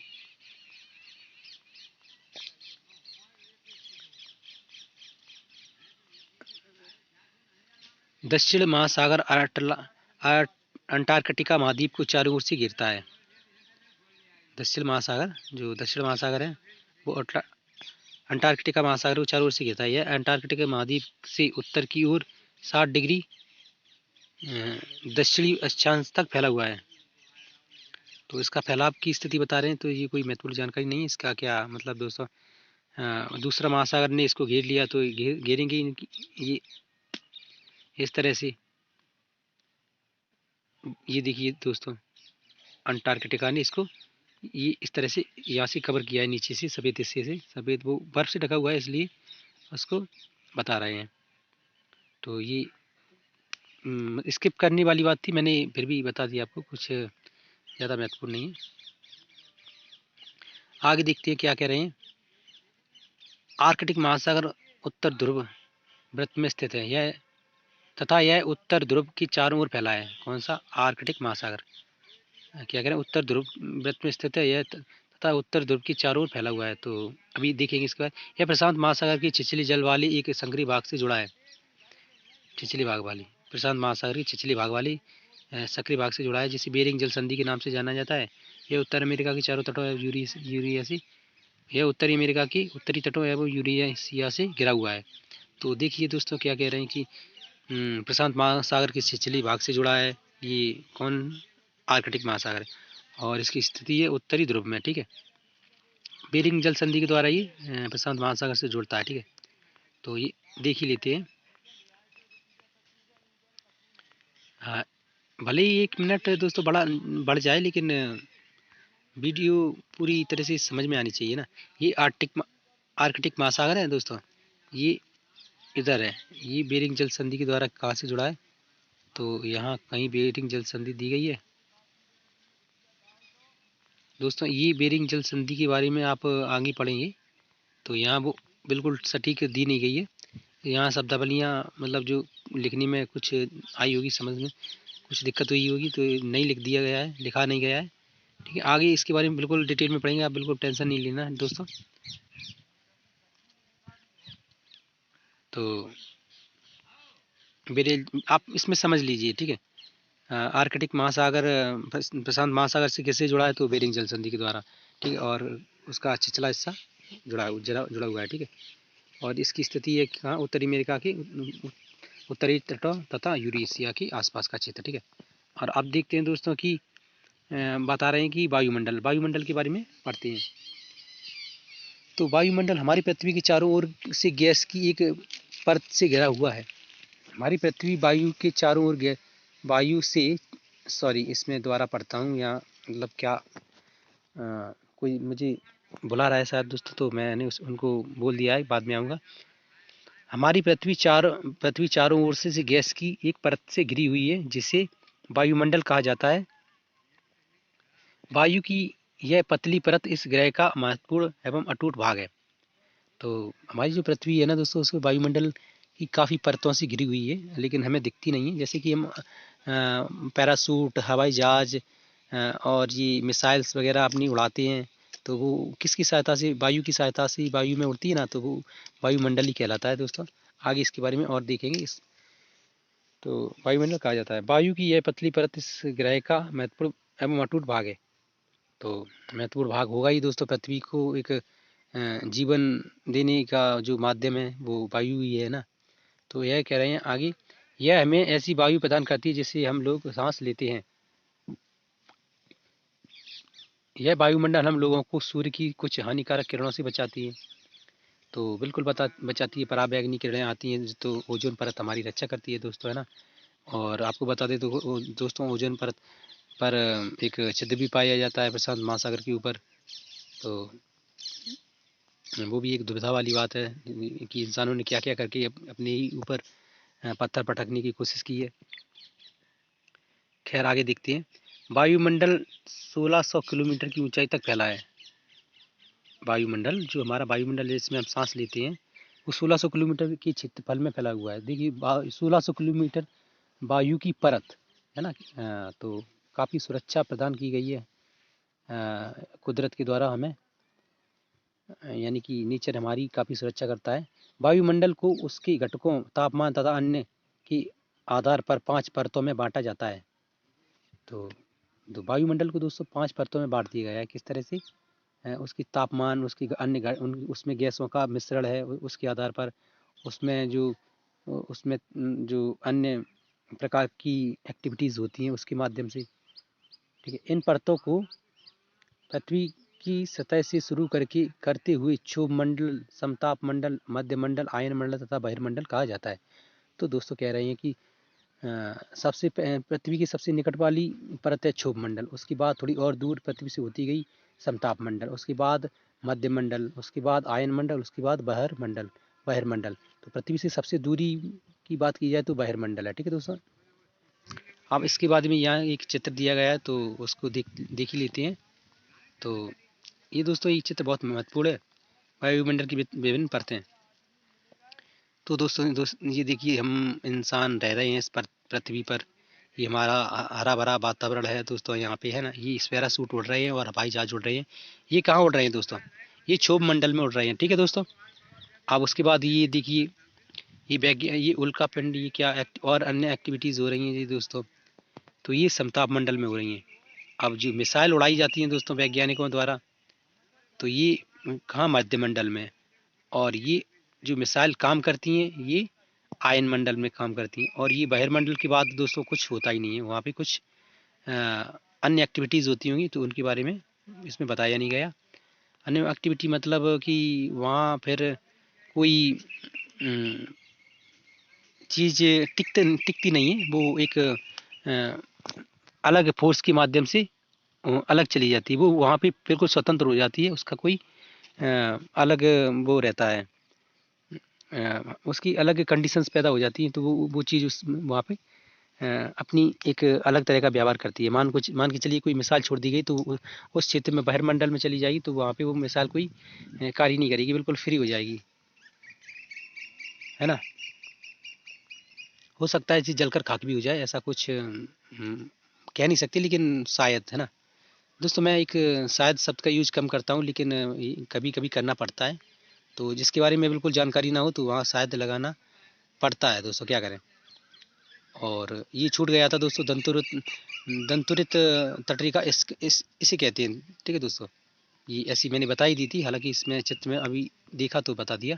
इस तरह की टेढ़ी मेढ़ी जो लाइन होती है वो दंतुरित जगह कहलाती है, ठीक है। इसको छोड़ हो गया, उसको पढ़ने से अब क्या बता ही दिया था मैंने। अब वायुमंडल मुख्यतः ऑक्सीजन एवं नाइट्रोजन का बना होता है, जो कि साफ तथा शुष्क हवा का 99% भाग है। इसमें वायुमंडल में दोस्तों आपको बता दें, शुष्क और शुद्ध हवा का कितना प्रतिशत होता है, तो 99%, ठीक है। आयतन के अनुसार नाइट्रोजन 78% होती है, ऑक्सीजन 21% होती है, यानी कि 78% नाइट्रोजन और 21% ऑक्सीजन होती है, ठीक है। किसमें? वायुमंडल में। दूसरी गैसें जैसे कार्बन डाइऑक्साइड, ऑर्गन, ये भी होती हैं इसमें, ठीक है। इनका प्रतिशत बहुत कम होता है। इत्यादि की मात्रा 1% होती है, तो 201% बता रहे हैं, ठीक है। कम ज़्यादा भी हो सकती है, इसमें कोई वो नहीं है। ऑक्सीजन सांस लेने के लिए आवश्यक है, बिल्कुल है आवश्यक दोस्तों, ठीक है। बिना ऑक्सीजन के कोई रह ही नहीं सकता, इंसान या और अन्य प्राणी। आगे कह रहे हैं कि जबकि नाइट्रोजन प्राणियों की वृद्धि के लिए आवश्यक है। कार्बन डाइऑक्साइड यदि भी बहुत कम मात्रा में है, लेकिन यह पृथ्वी की द्वारा छोड़ी गई ऊष्मा को अवशोषित करती है, जिससे पृथ्वी गर्म रहती है। तो पृथ्वी जैसे कि जो कार्बन डाइऑक्साइड दोस्तों गर्म गैस होती है, तो उसके माध्यम से पृथ्वी को गर्मी भी गर्मी मिलती है, ठीक है। और पेड़ पौधों के लिए भी ये आवश्यक है, इसमें लिखा नहीं है, ठीक है। आगे कहते हैं कि क्या कह रहे हैं, जिससे पृथ्वी गर्म रहती है, यह पेड़ पौधों की वृद्धि के लिए आवश्यक है, ये देखिए लिखा है ना। चूं ऊंचाई के साथ वायुमंडल के घनत्व में भिन्नता आती है, यह घनत्व समुद्री तट पर सबसे अधिक होता है। ऊंचाई के साथ वायुमंडल के घनत्व में भिन्नता आती है, यानी कि ऊंचाई पर जाती जाती हमें फील होगा कि वायु घट रही है, वायु का दबाव घट रहा है, यानी कि इंसान को ऑक्सीजन की कमी महसूस होने लगती है ऊंचाई पर जाने के बाद, ठीक है। तो यह कह रहे हैं कि यह घनत्व समुद्र तट पर सबसे अधिक होता है। तो समुद्र की जैसे कि हम देखें जो बीच, जैसे कि बीच है, आप कभी गए हो किसी बीच के बीच पे, तो वहाँ महसूस किया होगा कि ऑक्सीजन ठीक मात्रा में मिलेगी। यह घनत्व समुद्र तट पर सबसे अधिक होता है, तथा जैसे जैसे हम ऊपर की ओर जाते हैं तेज़ी के साथ घटता जाता है। तो बिल्कुल घटता है, जैसा बता ही दिया ऊपर। आप जानते हैं कि पहाड़ों पर पर्वतारोहियों को हवा की घनत्व में कमी होने के कारण सांस लेने में कठिनाई होती है। तो दोस्तों, सांस लेने में कठिनाई होती है, तभी तो लोग पर्वतारोही वो अपनी चेहरे पर वो लगा कर जाते हैं, मास्क नहीं सॉरी, ऑक्सीजन वाला सिलेंडर लेकर जाते हैं और अन्य प्रकार के उपकरण लेकर जाते हैं, वरना ऐसे ही चले जाएँ ना तो दिक्कत होगी उनको। और आगे कह रहे हैं कि कठिनाई होती है, ऊंचाई पर सांस लेने के लिए उन्हें अपनी साथ ऑक्सीजन सिलेंडर लेकर जाना पड़ता है, तो ये बता ही दिया। आगे देखते हैं, जैसे जैसे हम ऊपर की ओर जाते हैं, तापमान भी घटता जाता है, तापमान भी घटेगा दोस्तों, क्योंकि तापमान घटना स्वाभाविक है कि ऊंचाई पर हवाएं चलती हैं ठंडी ठंडी, तो तापमान हवाओं की वजह से तापमान कम हो जाता है, ठीक है दोस्तों। वायुमंडल पृथ्वी पर दबाव डालता है, वायुमंडल पृथ्वी पर दबाव डालता है किस तरह से, जैसे कि हम मतलब किसी चीज़ के ऊपर प्रेशर डालते हैं ना, वायु का प्रेशर, उस तरह से वायुमंडल भी हवा का दबाव डालता है और इंसान अपनी स्थिति में रहने के लिए बिल्कुल उपयुक्त माहौल बनना महसूस करता है, ठीक है। इसके बारे में और ठीक से क्या है लिखा है, देखिए, दबाव डालता है, यह एक स्थान से दूसरे स्थान पर अलग अलग होता है। कुछ क्षेत्रों में हमें अधिक दाब महसूस होता है, जबकि कुछ क्षेत्रों में कम। वायु उच्च दाब से निम्न दाब की ओर बहती है। क्या कह रहे हैं, वायु है ना, हवा, तो वो उच्च दाब से निम्न दाब की ओर बहती है। जैसे कि हम देखते हैं कि किसी गुब्बारे में हवा भर दी जाए, कम हवा भर दी जाए, फिर उसको एक तरफ से दबाया जाए, तो कहाँ भागेगी हवा, उच्च दाब से निम्न दाब की। जहाँ पर किसी लंबे गुब्बारे को लिए उसमें हवा भर दें, फिर हवा कम मात्रा में भरें, फिर एक तरफ दबाएंगे तो उस पर दबाव पड़ेगा ना, तो वो जहाँ दबा हुआ है नहीं उस तरफ हवा पूरी निकल जाती है, आपने देखा होगा कभी करके।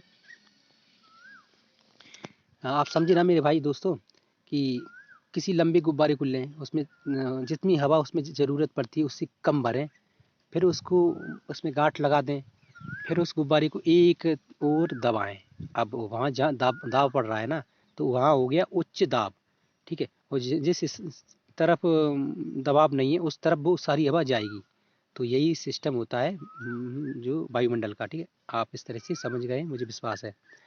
गतिशील वायु को पवन कहा जाता है, जो हम आज कल महसूस करती हैं, लपट चलती है दोस्तों, इसे ही हम मतलब पवने कह सकते हैं एक तरह से देसी भाषा में। तो गतिशील वायु ये पेड़ पौधों को एकदम ज़ोर से हिला देती है, ये मतलब कभी कभी हमें भी लगती है गर्म, हमारे चेहरे पर गर्मियों में सर्दियों में ठंडी हवाएं लगती हैं, ये गतिशील हवा होती है, बहती हवाएं, ठीक है, इसको पवन कहते हैं, ठीक है। आगे देखते हैं जीव मंडल के बारे में लिखा है। जीव मंडल स्थल मंडल तथा हवा के बीच का एक सीमित भाग है। स्थल मंडल और जल मंडल के बीच का स्थल जल मंडल तथा हवा के बीच का एक सीमित भाग है। यह वह भाग है जहाँ जीवन मौजूद है, यहाँ जीवों की बहुत सी प्रजातियां हैं, जो कि सूक्ष्म जीवों तथा बैक्टीरियाओं से लेकर बड़े स्तनधारियों के आकार में पाई जाती हैं। ये कहने का मतलब दोस्तों यह है कि जीव मंडल में हर प्रकार के प्राणी पाए जाते हैं। बाकी छोड़िए, बड़ी से बड़ा मतलब हाथी से लेकर छोटे छोटे बैक्टीरिया तक जीव मंडल में ही आते हैं। आप इस तरह से समझ चुके हैं, ठीक है। चाहे वो बड़ा सा हाथी हो, चाहे वो छोटे से छोटा कीड़ा हो, मतलब बैक्टीरिया हो, कीड़े मकोड़े हो, है ना, तो वो सब जीव मंडल की श्रेणी में ही आएंगी। तो क्या करें, अनेक प्रकार यहाँ जीवों की बहुत सी प्रजातियां पाई जाती हैं। आगे देखते हैं, मनुष्य सहित सभी प्राणी जीवित रहने के लिए एक दूसरे से तथा जीव मंडल से जुड़े हुए हैं। जीव मंडल के प्राणियों की को मुख्यतः दो भागों में बांट दिया गया है, जंतु जगत और पादक जगत में विभक्त किया जाता है। तो दोस्तों, जीव मंडल को भी दो भागों में बांट दिया गया है, सिंपल मतलब भाषा में समझने के लिए, ठीक है। तो क्या कह रहे हैं आगे, पृथ्वी के हाँ, दो भागों में बांट दिया है, जिन्हें जंतु जगत यानी कि जीवित जो प्राणी होते हैं उनमें, और पादक जगत यानी पेड़ पौधा बस और फूल पत्तियां, है ना, ये इनके रूप में। पृथ्वी के ये तीनों परिमंडल आपस में पारस्परिक क्रिया करते हैं। ये तीनों तीनों कौन कौन, जीव मंडल, जल मंडल, वायुमंडल, ठीक है, क्रिया करते हैं तथा एक दूसरे को किसी न किसी रूप से प्रभावित करते हैं। उदाहरण के लिए लकड़ी तथा खेती के वनों को काटा जाए तो इसमें ढलुआ भाग पर मिट्टी का कटाव तेजी से होने लगता है। इसी प्रकार प्राकृतिक आपदाएं जैसे भूकंप से पृथ्वी की सतह में परिवर्तन हो जाता है। हाल ही में सुनामी के कारण अंडमान निकोबार द्वीप समूह का कुछ भाग पानी में डूब गया। तो दोस्तों, कह रहे हैं कि ये जीव जो है ना, जीव यानी इंसान जो एक्टिविटी करता है तो उसका प्रभाव किस पर पड़ता है, स्थल मंडल पर। स्थल मंडल की वजह पर जो प्रभाव पड़ता है कि पेड़ पौधे, मतलब इंसान जो, फिर से बताता हूँ दोस्तों, ऐसा है कि जो जीव मंडल का जो प्राणी है, जीव यानी इंसान जो एक्टिविटी करता है, यानी पेड़ पौधों को काटता है, तो उससे भूस्खलन जैसी समस्याएं आती हैं। उनसे जो प्रभावित मंडल है यानी कि स्थल मंडल, तो स्थल मंडल पर भूस्खलन क्रियाएं होंगी तो उनसे पर्यावरण पर प्रभाव पड़ेगा, यानी कि वायुमंडल पर, यानी पेड़ पौधे काटे जाएंगे तो वायुमंडल प्रभावित होगा। तो कहने का मतलब ये है दोस्तों इसमें कि तीनों मंडल एक दूसरे से बंधे हुए हैं, ठीक है। यानी कि किसी एक मंडल में कोई एक्टिविटी होगी तो उसका प्रभाव और अन्य दो मंडलों पर पड़ना ही पड़ना है। तो ये हो गया। इसमें उदाहरण भी दे दिया गया है कि अंडमान निकोबार द्वीप समूह को डुबाने में भी इंसान की भूमिका है। तो अब है तो है ही, है ना, क्या कर सकते हैं। झीलों तथा नदियों में दूषित पदार्थों की प्रभावित होने से उनका जल मानव के इस्तेमाल के लायक नहीं रह जाता। यह जल दूसरे जीवों को भी नुकसान पहुंचाता है। तो देखिए दोस्तों, जल को भी प्रभावित कर देता है इंसान। अन्य प्रकार की फैक्ट्रियों से रसायन निकलती है, केमिकल निकलती है, तो वो नदियों में बहकर जाती है, समुद्रों में जाती है, तो उनसे वो पानी दूषित होता है और वहाँ पे इंसान के उपयोग लायक नहीं रहता, ये वह कहना चाहते हैं ये। और अगर इंसान उनका उपयोग करता है तो अन्य प्रकार की बीमारियों से फिर प्रभावित होता है। उद्योगों, तापीय विद्युत यंत्रों तथा गाड़ियों का उत्सर्जित पदार्थ वायु को प्रभावित करता है। कार्बन डाइऑक्साइड वायु का एक महत्वपूर्ण घटक है, लेकिन कार्बन डाइऑक्साइड की मात्रा में वृद्धि के कारण पृथ्वी में तापमान में वृद्धि हो रही है। इसी वायुमंडलीय तापमान कहा जाता है इसे वायुमंडलीय तापन कहा जाता है। इसलिए इसलिए भूमंडल, वायुमंडल एवं जलमंडल के बीच की प्राकृतिक संतुलन को बनाए रखने के लिए पृथ्वी के संसाधनों को सीमित उपयोग की आवश्यकता है। तो दोस्तों देखिए, कितना महत्वपूर्ण बात बताया है इसमें कि भूमंडल, वायुमंडल और मंडल की जो प्राकृतिक संसाधन है ना, उनका उपयोग एक सीमित और बेहतरीन तरीके से किया जाए तो इंसान अपने आप को अधिक से अधिक समय तक इस पृथ्वी पर बचा सकता है, वरना इंसान के लिए खतरा पैदा होता जा रहा है। तो ये तो मैंने बोला, लेकिन इसमें लिखा नहीं, इसलिए मैंने बता दिया। कुछ ऐसा ही बोलना चाहते हैं ये, और इसमें बोल रहे हैं कि कार्बन डाइऑक्साइड ज़रूरत तो है पृथ्वी के लिए, लेकिन सीमित मात्रा में। अधिक मात्रा में अगर कार्बन डाइऑक्साइड उत्सर्जित होगा तो वो पृथ्वी को गर्म करेगा, और गर्म करेगा तो उससे पृथ्वी गर्म होकर अन्य प्रकार की एक्टिविटी होंगी, और बहुत सी एक्टिविटी रुक जाएंगी, बहुत सी एक्टिविटी होंगी, तो उससे प्रभावित होगा क्या, मानव जीवन, है ना। और मानव जीवन प्रभावित हुआ तो मानव कुछ उससे बचने के उपाय भी खोजेगा, तो उस हिसाब से इंसान अन्य प्रकार की एक्टिविटी करेगा तो उससे भी प्रभावित होगा। यानी कहने का मतलब दोस्तों, मानव की क्रियाएं मतलब इन तीनों मंडलों को प्रभावित करती हैं। फिर उनसे बचने के लिए उनका प्रभाव मानव पर पड़ता है नेगेटिव, उनसे बचने के लिए मानव फिर और क्रिया करता है, उसका फिर और प्रभाव पड़ता है। तो ये इंसान के द्वारा की गए अन्य कृत्य हैं जिनसे इंसान को हानि ही हानि होती है। इसलिए इंसान बेहतरीन से बेहतरीन तरीका उपयोग करे और अपने उस प्यारे से ग्रह यानी पृथ्वी को बचाने में पूरी कोशिश करे ना। आगे देखते हैं क्या कह रहे हैं। आगे कह रहे हैं कि ये दोस्तों आगे कुछ कह ही नहीं रहे हैं, इसमें इतना ही था। ये कक्षा 6 के छात्रों के लिए प्रश्न होते हैं जो उनकी कक्षाओं में आते हैं। ये खाली जोड़ियाँ, खाली स्थान, ये सब होते हैं। तो ये कुछ उन्हीं के लिए होमवर्क है, ये भी उनके लिए होमवर्क। तो दोस्तों वीडियो पूरी देखने के लिए ये हो गया पर्वतारोही। ये देखिए दिखाया गया था, ये जीव मंडल और वायुमंडल और स्थलमंडल है, जलमंडल। तो उसको एक बार देख लेते हैं, उसके बाद वीडियो पूरा हो गया दोस्तों। कह रहे हैं कि वायुमंडल देखिए ये हो रही हैं अपनी अलग एक्टिविटी, जीव मंडल में ये अलग एक्टिविटी हो रही है, मछलियाँ है ना। स्थल मंडल पर ये देखिए कितना प्यारा सा चित्र बनाया गया है दोस्तों। एनसीईआरटी में दोस्तों इतने बेहतरीन चित्र बनाए जाते हैं कि मन मोह लेते हैं ना। तो दोस्तों अब इतना ही है। वीडियो पूरी देखने के लिए दोस्तों आपका धन्यवाद। हमारे यूट्यूब चैनल को शेयर करिए, सब्सक्राइब करवाइए दोस्तों। ठीक है, थैंक यू।